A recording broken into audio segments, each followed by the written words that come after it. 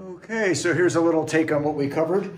I would recommend keep working on 121 and 122, right? Those have those really nice, right? Starting to get a little bit of that syncopation in there. But as we discussed, the further that book goes along, the more it gets super busy with the beat. So you're at the end of the book, you're doing,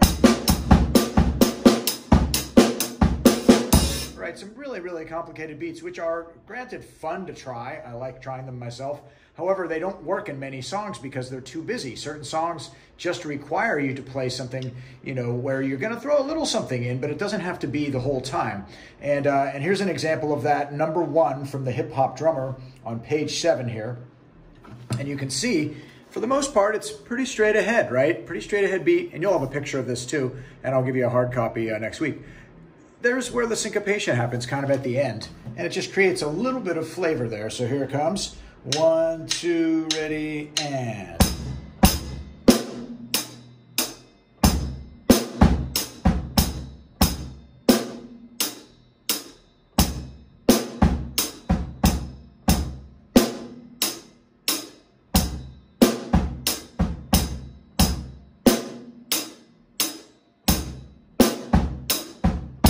All right, there's that first one.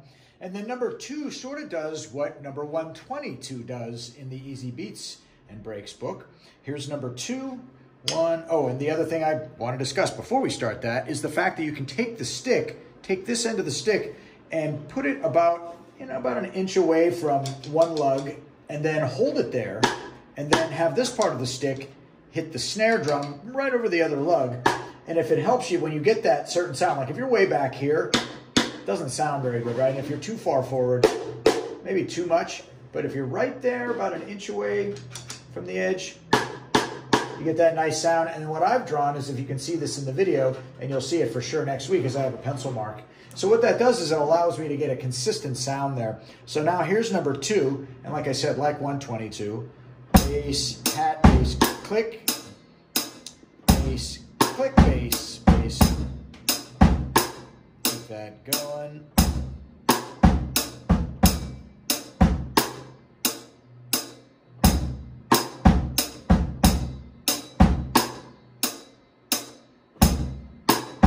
And one more.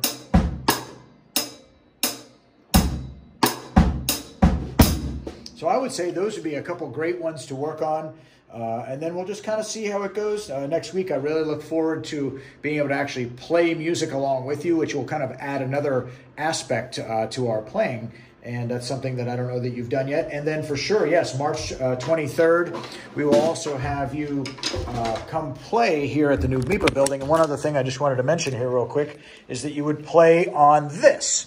And you're already familiar with the cajon. It's got the snare and the bass down there, and I'll probably just be playing an acoustic guitar over here and just kind of be strumming along with that, and then that with the cajon, and that'll be all of us playing together there on the stage. I look forward to having you there.